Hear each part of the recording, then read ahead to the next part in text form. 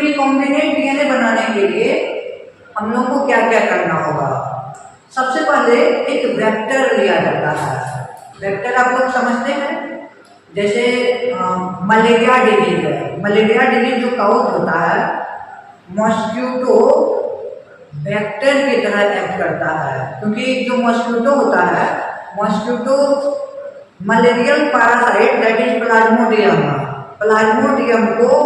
Plasmodium mosquito में जाता है, फिर मॉस्क्यूटो प्लाज्मोडियम को कैरी करके ह्यूमन तक पहुंचाता है।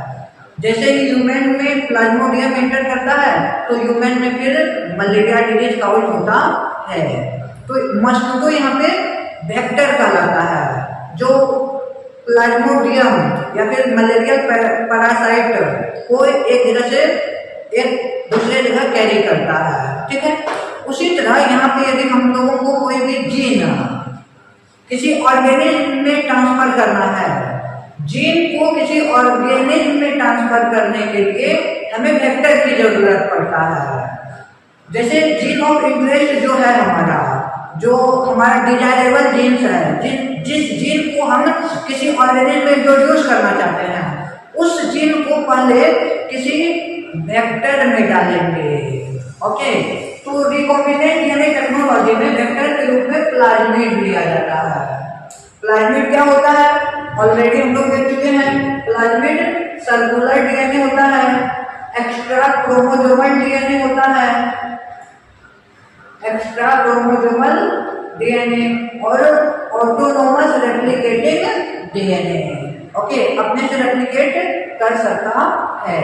तो एक प्लाज्मिड लेंगे और ये हमारा फॉरेन डीएनए है, बाहरी डीएनए है, जिस डीएनए में हमारा जीन ऑफ इंटरेस्ट है। जीन ऑफ इंटरेस्ट मीन्स हमारे डिजायरेबल जीन्स है, जो प्रोडक्ट हमें प्रोड्यूस करना है, उस प्रोडक्ट को प्रोड्यूस करने वाला जीन इस डीएनए में है, फॉरेन डीएनए में है। ओके, तो सबसे पहले जीन को कट करना होगा, पूरे डीएनए को ट्रांसफर नहीं करना है, सिर्फ पार्टिकुलर जीन को ही प्लाज्मिड में ट्रांसफर करना है। तो पार्टिकुलर जीन को प्लाज्मिड में ट्रांसफर करने के लिए जीन को डीएनए से अलग करना होगा, और जीन को डीएनए से अलग करने के लिए एक एंजाइम चाहिए, रेस्ट्रिक्शन एंडोन्यूक्लिएज एंजाइम, जिसको कि मॉलिक्यूलर सीजर भी बोला जाता है। तो रेस्ट्रिक्शन एंडोन्यूक्लिएज आरई मीन्स रेस्ट्रिक्शन एंडोन्यूक्लिएज एंजाइम से फॉरेन डीएनए में हमारा जो जीन ऑफ इंटरेस्ट है उसको कट कर लेंगे। फिर प्लाज्मिड में जहां पे जीन ऑफ इंटरेस्ट को इंट्रोड्यूस करना है उसको कट कर देंगे। कट करने के बाद क्या करेंगे, डीएनए लाइगेज की मदद से अपना जीन ऑफ इंटरेस्ट प्लाज्मिड में जोड़ देंगे। डीएनए लाइगेज एक्ट करेगा दोनों एंड में डीएनए का और दोनों को जोड़ देगा। ओके, अब देखिए प्लाज्मिड के साथ अपना फॉरेन डीएनए आ गया या फिर डिजायरेबल जीन आ गया, तो इसको अब हम लोग कहेंगे रिकॉम्बिनेंट डीएनए। ओके, आरडीएनए बोलेंगे। क्या बोलेंगे? आरडीएनए। ठीक है, आरडीएनए तो बन गया, लेकिन इसका हमें बहुत सारे कॉपी चाहिए। एक जीन एक ही प्रोडक्ट को प्रोड्यूस करेगा, लेकिन हमें बहुत सारा प्रोडक्ट चाहिए। जैसे मान लीजिए हम कोई एंटीबायोटिक की प्रोड्यूस करवा रहे हैं, तो एक जीन एक ही एंटीबायोटिक को प्रोड्यूस करेगा, और antibiotic we need in large amount. Okay, तो इसलिए हम लोग क्या करेंगे, इसका कॉपी बनाएंगे। कॉपी, तो कॉपी कैसे बनाएंगे? अब इस रिकॉम्बिनेंट डीएनए को किसी होस्ट में डालेंगे। तो यहाँ पे जनरली हम लोग इकोलाई बैक्टीरिया ले लेंगे एज अ होस्ट। ठीक है, इकोलाई बैक्टीरिया में रिकॉम्बिनेंट डीएनए को डाल दिए। ठीक है, अब रिकॉम्बिनेंट डीएनए क्या होगा, इकोलाई बैक्टीरिया के साथ ये मल्टीप्लाई करेगा। जैसे ही इकोलाई बैक्टीरिया डुप्लीकेट होगा, मतलब अपना कॉपी बनाएगा, मतलब रिप्रोडक्शन करेगा।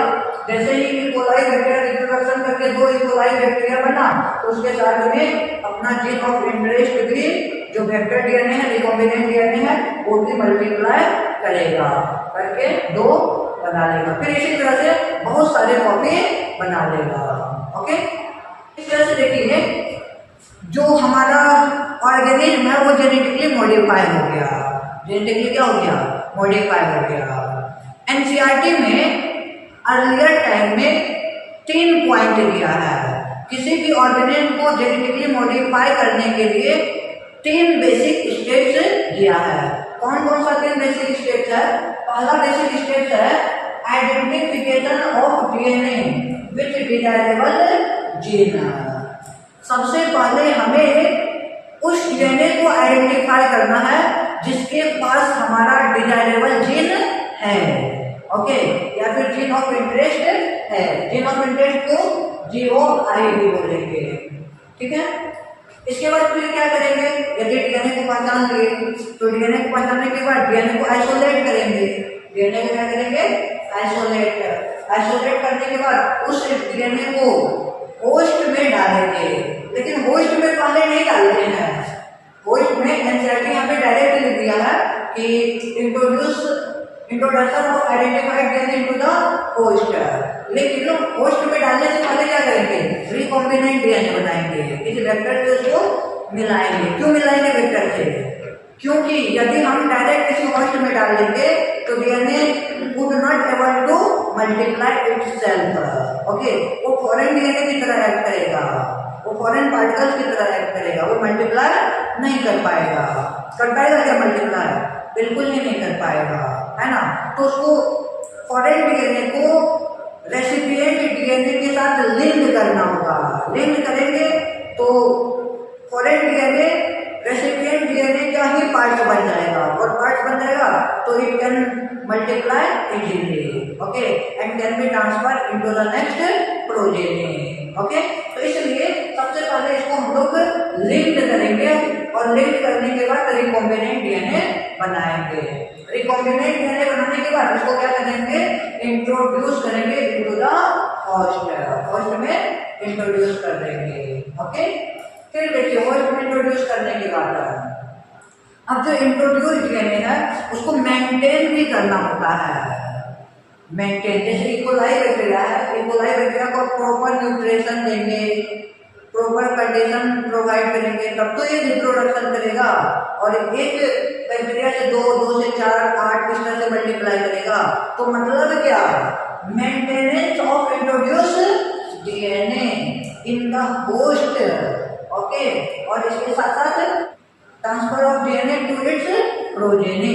इसके प्रोजेनी में डीएनए ट्रांसफर भी होना चाहिए। इस तरह से रिकॉम्बिनेंट डीएनए बनाया जाता है, और रिकॉम्बिनेंट डीएनए बना करके उसको मल्टीप्लाई किया जाता है, और बहुत सारे रिकॉम्बिनेंट डीएनए बन के मल्टीप्लाई हो गया तो उसका बहुत सारे कॉपी हो गए, और बहुत सारे कॉपी होने के बाद बहुत सारे हम बायोटेक्नोलॉजिकल प्रोडक्ट प्रोड्यूस कर सकते हैं एक साथ एट द सेम टाइम।